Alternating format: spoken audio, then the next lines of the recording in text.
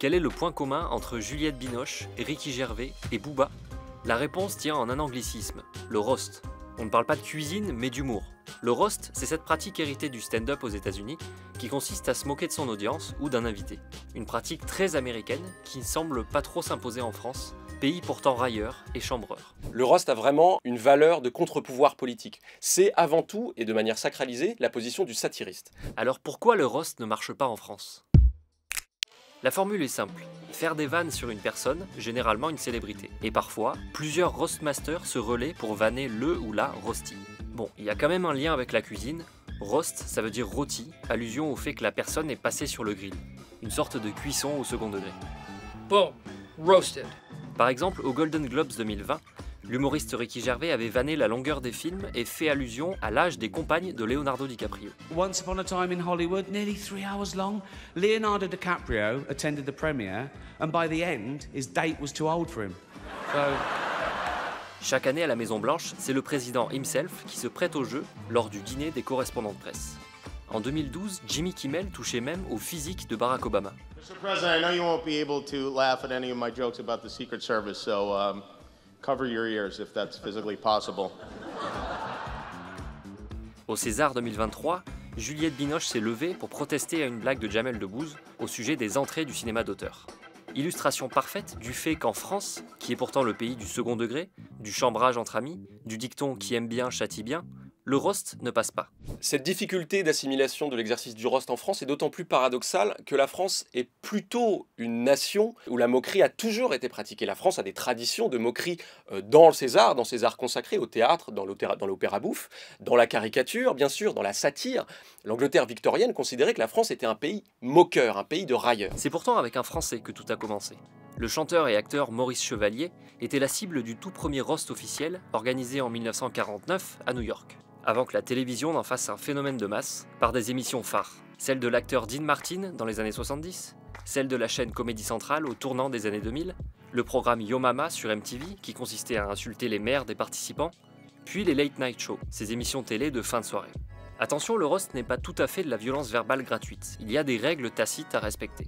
En 2011, Barack Obama avait été critiqué pour avoir envoyé quelques piques à Donald Trump, qui n'était encore qu'un simple milliardaire. Beaucoup ont considéré que Barack Obama n'aurait pas dû attaquer Donald Trump dans la mesure où en fait Barack Obama occupait une position d'autorité suprême. Or, le roast suppose que celui qui fasse l'objet du roast ne soit pas dans une position sociale d'infériorité par rapport à celui qui s'en moque. C'est avant tout, et de manière sacralisée, la position du satiriste. C'est là qu'intervient la valeur politique démocratique de ce type d'humour. Soudain, par son rire, le peuple peut relativiser la supériorité et la situation de privilège d'une personnalité qui s'est distinguée par le haut du reste de la société. Il faudrait y voir une sorte d'impôt versé sur le terrain de l'image, un prélèvement sur la notoriété.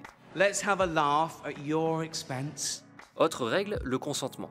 Lors d'un roast organisé, une personne convient d'être la cible des moqueries. Dans le cas contraire, les rires ne suffisent parfois pas à désamorcer la vexation. La frontière entre la moquerie consentie et l'offense est extrêmement ténue. C'est ce qui peut, non pas justifier, mais expliquer le coup de sang de Will Smith à la cérémonie des Oscars 2022, lorsque l'humoriste Chris Rock avait tenté une blague sur la maladie de sa femme. Une réaction d'ailleurs condamnée largement par l'opinion américaine. Il y a bien eu des tentatives en France, à commencer par les battles de rap. Dans les années 2000, Booba en organisait dans un gymnase, clin d'œil à l'affrontement sportif. Un rap agressif, un rap de la mise à l'épreuve en fait des autres. Une espèce de grande simulation de bagarre. Et le roast, en quelque sorte, le chambrage, découle de cette culture-là. Une culture américaine, mais surtout une culture populaire. Quelques exemples ont eu lieu par la voix de Thierry Ardisson ou de ses chroniqueurs, par Florence Foresti au César, par les humoristes de France Inter. C'est vrai que t'as un super parcours. Et t'as commencé au RPR. Même jeune, t'étais déjà vieux. Ouais. Mais force est de constater que les réactions sont généralement plus froides de notre côté de l'Atlantique. Les youtubeurs McFly et Carlito ont récemment organisé un auto-roast, même exercice mais dédié à soi-même, considéré assez unanimement comme une réussite. Pour ceux qui ne me connaissent pas, je suis le chauve de McFly et Carlito, mais également depuis la transformation physique de David, je suis également le gros de McFly et Carlito. Les deux youtubeurs ont pourtant eu par le passé une occasion de pousser jusqu'au bout le concept du roast dans sa dimension politique. Quand ils ont été invités à l'Élysée, c'était l'occasion ou jamais d'essayer de faire vraiment une mise en boîte du président, comme les Américains s'autorisent à le faire dans certaines cérémonies. Leur rencontre avec le président Macron avait au contraire été perçue comme inoffensive. Les confrontations entre président et humoriste sont pourtant rares en France. et pas toujours très heureuse. Il y a des exemples de roast de présidents qui ont abouti sur des scènes de tension, voire de malaise télévisuel. Je pense notamment à une tentative de roast de Thomas N'Gijol en 2007 du candidat Nicolas Sarkozy, qui avait très mal pris l'exercice. Et si je peux me permettre, vous n'êtes pas totalement intégré. Silence, c'est ça, c'est un peu western. Peut-être faut-il voir dans ces réactions, et tous ces moments de malaise, le côté écrit et pas forcément spontané du roast, ou le refus de nos élites politiques et artistiques de se prêter à cet exercice collectif d'inversion de la hiérarchie sociale, ou encore le rejet d'une pratique populaire, brute de décoffrage, par la culture mainstream. Le roast doit assumer qu'il s'agit d'un rituel de mise à l'épreuve, et donc que ça suppose de gouverner ses nerfs, de faire démonstration de sa maturité émotionnelle, et que l'on est capable de recevoir des trompes de vannes gratuites, tout simplement parce que ça n'est pas grave. Ça n'est qu'un affront symbolique sur le terrain verbal.